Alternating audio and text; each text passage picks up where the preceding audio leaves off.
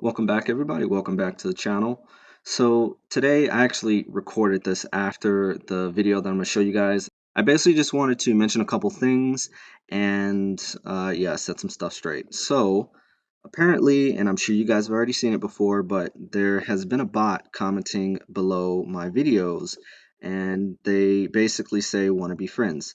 If any of you guys have seen this, don't click on it, don't like it, don't reply, don't do anything because apparently it will hack your account somehow and take, all of your information. So don't know how they do that. Apparently there's some YouTube exploit or something. So because of this, I won't be responding to comments for a while. That's kind of scary. So at least until YouTube does something about it or I hear that, actions have been taken and that the bug has been fixed, I for the most part won't really be liking, subscribing to anyone else's channel or, responding to comments for the foreseeable future. I hope you guys can understand. But however, I mean, do ask me questions. I'm not saying don't ask me questions. I'm just saying that if you ask me a question, don't be surprised if I don't respond. And most likely I'll just respond in the next video. So that's kind of how I'm going to go about it from here on out. Also, really quick, I wanted to kind of go over some things that I've changed. So some bug fixes, pretty major ones before we actually get into today's episode. So I'm going to go to the parser here. I've been making tons of progress with the language. And you know what? I'm kind of bouncing around. Sorry about this. But also, too, I ended up finishing, what was it? Where is it at? Close some of these files. And yeah, okay, so I ended up finishing code obfuscation, so I added it into the code. So because of that, that basically, let me see if I can find an example. So here's the format. I've simplified it a lot because I've been working on it on the back end, and it's just easier to do it this way. So I've changed the syntax, but basically I'm just mentioning this because before we get into the compiler, I'll also create a video about parsing code obfuscation. It's very simple, it should take like 5 seconds, so it's not going to be that long of a video, but yeah, just keep that in mind. So let's go back to see some of the things that I fixed. Okay, so the first major thing that I fixed. So I remember, like, if you guys remember in a previous video that I did, basically I had a minus and a not as like it was like the highest level precedence for math expressions. So originally, actually I can just scroll down. So originally, if you guys remember from my video talking about parsing binary expressions, remember this kind of hotel structure where like the higher the level you are in this function, like in terms of like the function stack, I guess, the lesser the precedence and the lower you get, the higher the precedence. Well, there was a weird bug where once we get down to the unary point, and I'm actually going to rename this function to something else. I don't really like know the name of what I'm going to rename it. You guys can rename it whatever you want. I mean, it's no big deal. Basically, all I did was I just removed the unary portion of the code. This is why I want to rename the function, where I allowed the user to have like a negative and a plus. So like if you have a number, create a number here. So let's say we have foo and you say it's equal to negative y. And let's say we create a variable called y, and let's say that's equal to 100. So what that allows you to do is this is basically a unary operator where you negate the value of some expression, basically. Also, you had not as well. This is mostly for if statements. So like typically you'd have like not some expression or not something inside of a parentheses, whatever, it doesn't really matter. But so yeah, just remove that from here and basically put that all the way back in the top of the expression. So this actually technically now is the highest precedence. So I know I said it was the highest precedence before. That wasn't true. This one was, but since I've been doing tons of testing, this is what I came up with. So nothing really changed here in terms of the code. Basically, all you need to do is just modify it slightly. So say advance, create your expression AST, which represents the minus expression for both cases. And we process minus expression on the back end. We just basically look to see what token it is. You add the token and then you just call parse expression. So previously before, I think this was calling parse unary. So instead of doing that, just call parse expression because you want to be able to support all of this stuff. So just keep that in mind. And it's the same thing for here for not. It's literally the same block of code. So you can just kind of copy and paste. So that's that. Let's see. I had another bug that I talked or that I fixed. Okay, so here's another one. If you guys remember this before, where we had like an expression or an AST whenever we call get underscore AST or get branch, we basically take the current token and we set that as the line and column that the AST was created on. Well, if you remember, we had some issues with expression where it was showing the line before the expression was generated. You also need to do this for utype as well, because when you call parse utype, it's basing the AST off of the next character. So that's not really going to work. So you want to just, add this to the if statement. There'll probably be more that are going to be added to here. I haven't really fully like looked through the parser. I just haven't had time. But yeah, so that's all I have for that. And okay, so here's another bug fix. This one was related to a very interesting situation where if I had like, I think, what was it? If I go to string, this is actually my string class. Most of the code here I'm still working through, but this was basically the bug. When we're processing this information, like here, I'm actually gonna split this vertical, okay, and go back to the parser. When we're actually processing this, if you guys remember the flow of how our compiler works, basically what we do is we try to figure out what this information is. Well, the old way that we used to parse function pointers would basically consume an arglist optional. So this would be considered an arglist optional, and somehow it would basically skip over this plus here and just like screw up this entire math expression. So what we want to do is we want to, when we call parse utype arglist optional, we want to return a boolean, and all we want to do is just check to see if after we process everything, I basically just check to see if once we're done processing everything, if the next token is equal to a right paren. If so, then I process that and return true. Otherwise, I return false. The assumption is that if we're processing like a math expression or something weird, then we don't like accidentally process and consume all those characters and like screw up stuff. So um, that's that bug fix. And basically, I check to see if that returns true and the next token is equal to a right paren. So hopefully you guys can fix those bugs. If you have any questions about those bug fixes, just put them in the comment section below. And as I mentioned earlier, I'll put the response in the next video or something like that. So let's actually get to the real video. Welcome back, everybody. Welcome back to the channel. So today we're going to go back to parsing statements. And today we're going to talk about how to parse both variable declarations and how to parse label declarations. Now, I kind of showed or teased this in my last episode, but basically what we're going to do is we're going to have a label that's going to have the format of this. So I'm going to explain labels first, and then we'll go into variables, and there's a reason for that. So the way labels work is you have the name of the label, and then you have like this colon here, and you have, either a statement or a block immediately afterward. So when you have a label, you need to immediately follow a statement or a block. And with this format, I'm pretty sure, like, if you haven't noticed, there's something really complex about labels. If we look at a variable declaration, let's say we have I, right? So I'm pretty sure you're kind of seeing where I'm getting at here. Like I of type int is equal to 0. You notice something? Like I looks exactly the same as the label. So how do we process both variable declarations and labels in the same scope for statements? So that's what we're going to be learning today. And yeah, so let's just kind of look to see how label declarations are processed. So if I go down to label declaration, so this is like at the very bottom. So what you're going to want to do is, so we're processing statements, right? And if you guys remember, like we process a bunch of statements, but if we scroll all the way down to the bottom, let me get rid of this. If we scroll all the way down to the bottom, we have an else statement here, and this is like the last resort. So if we've tried everything and everything has failed, it either needs to be one of two things: a label declaration or an expression. And if it's not like either of those, then it's just not a statement. We don't know what the heck it is. So it's entirely possible that the user does some weird stuff like that. And, like the user can technically write code that syntactically is correct, but it doesn't make logical sense in terms of how the compiler views it. So we can actually get a not a statement error.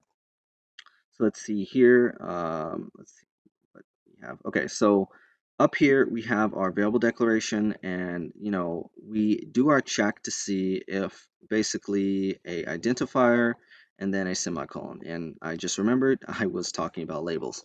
So first, let's just kind of see how we do labels. So if we get to the bottom and everything else has failed, which is not likely, we're actually going to jump here, but that's not the point. Basically, we check to see if the current token is equal to an identifier and it's not a keyword. And the next token after the identifier is a colon. That means that we have, label and then colon here. So if we look here, we have, so immediately after we process this, we have this label declaration label here. You need to have this because we're going to have some code up here that's going to basically figure out, are we really processing a variable declaration, or is it actually technically a label declaration? So what we can do is we have, let's see, so we have our access type check. So if we have any access types, that obviously doesn't make any sense. So we want to complain about that. And here we actually don't even need to free it.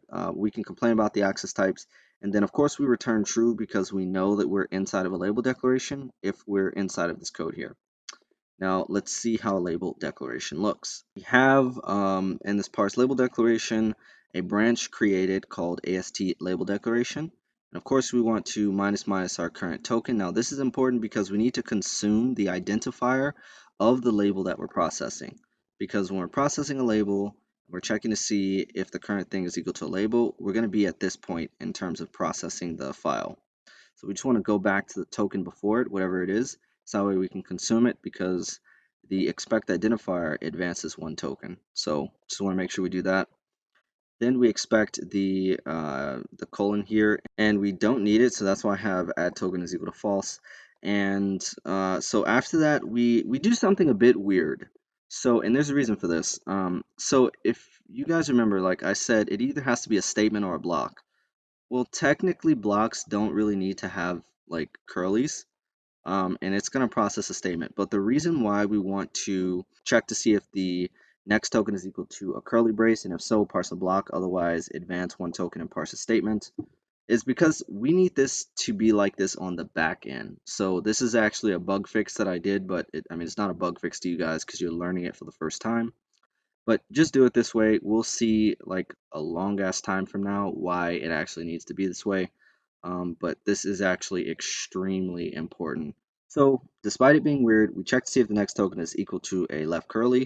If so, we parse a block. Otherwise, we advance and we parse a statement. Now, of course, we want to advance the token because we want the current token that we're processing to be the statement because all of these checks check for the current token. So we just want to make sure we do that.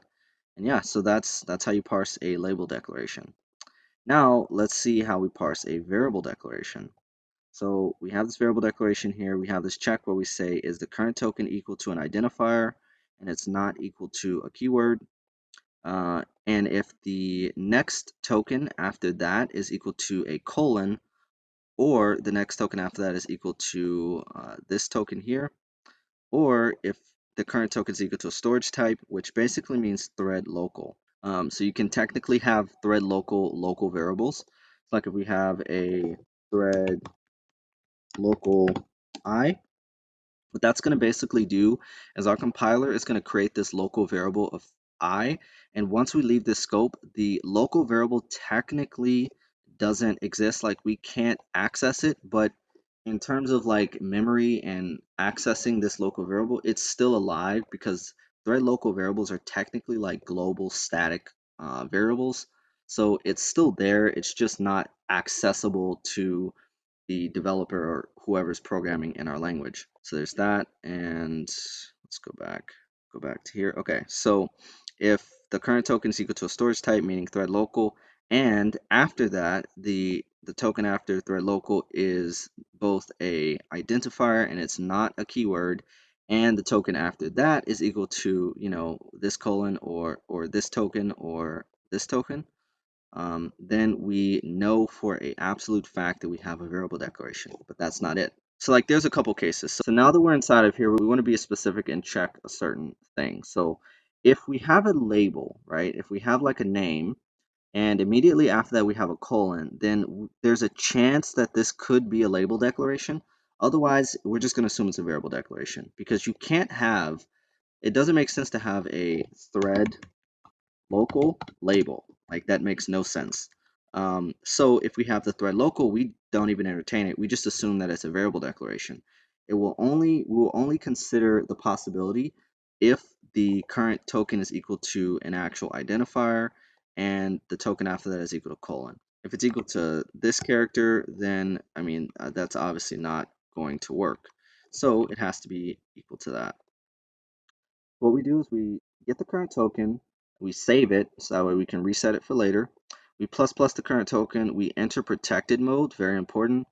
We parse a U-type. So the basic consensus is, let's say, so the only case where this will happen is we don't have a storage type. It's just the word and then this token. So we're gonna plus plus and jump to this character, and if you guys remember, U-type actually plus pluses again, and it gets the character after that. So we need to point to here. So like if there's int after this, then this is now considered to be a variable. So we want to set it to here so we can check the next token. So we parse the U-type, free up the last sub immediately. The only purpose for this is we don't actually want to parse a U-type.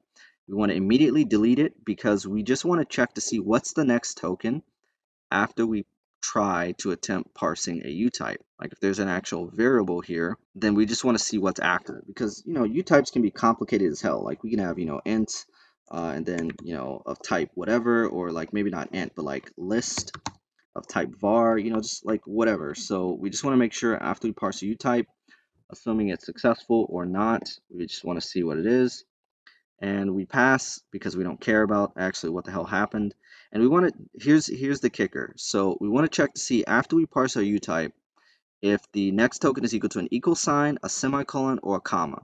Because the assumption is that if you have a variable, you're going to have the name first, this colon, the type, and then is equal to, or you'll just have a semicolon because you don't want to assign anything initially, or you're going to have a comma because you have multiple variables that you want to set up.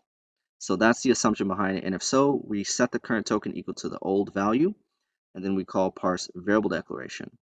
Otherwise, we set the current token to its old value again, and we parse, or we jump to the go-to label. So now I know you're probably wondering, well, what about the case where we have, something like this? We have label of type, or we have a label here, and then we have a variable declaration immediately below it. Well, this isn't going to work because we're going to parse this first. We're going to jump to here. We're going to parse I as a U-type. What the heck? So we're going to parse I as a U-type, but the character after I is not an equals, it's not a semicolon, and it's not a comma. So that's why, or that's basically how we can basically parse labels and variable declarations immediately after each other. So that's going to be it for this. Let's kind of see how this code looks. So I'm just going to hit play. Actually, I don't think I'm tracking that. Yeah, so I'm going to go here and I'm going to do parse label declaration. Where's that at? So I'm going to do parse label declaration, and then we can kind of see what the output is. All right, so we scroll up to the top, go back here, we have our label and then our int I. So we have our label, which represents a statement. So we have a statement immediately afterwards. And then after our statements, we have a variable declaration, which, I mean, we've already seen how variable declarations look, so I don't think I really have to go over this. We have our type of the variable, or what the type of the variable is, which is a reference pointer of an int. And then we have a expression of 0 because we're assigning it to 0. So that's pretty much it. And actually, if we look here, we can actually see what happens. So we have like this new class of int that we create. We duplicate the class, and then we basically load 0 into the EBX register, store that value, and then we call the constructor for the int class. Once we do that, then we pop the object off. So we pop off the duplicated value off the stack because constructors return void, and then we just load that value into frame pointer of 1. So, but yeah, so that's going to be it for today, guys. As usual, if you have any questions, definitely put them in the comment section below. And of course, if you guys would love to help support the channel, definitely head over to my GitHub repository at androidfcd/sharp. When you get there, definitely watch, star, and fork this repository. It's going to give this language a lot more visibility and let other developers know this language exists. Also, if you're curious about maybe things that I do on a daily basis, you can head over to the remastered branch, and in there you can check out the commits. I write some pretty wordy commits, so you can kind of get a gist of what I've been up to with the language in terms of updates, bug fixes, so on and so forth, by just kind of looking at the commit messages without really having to go too deep into the code. Also, if you guys are curious about maybe learning various things that I've done in the past to the language or even stuff that I'm looking to add in the future, head over to the docs folder, and in there you can check out two main files. One's going to be the changeless file that's going to contain pretty much all my old stuff that I've done in the past to the language.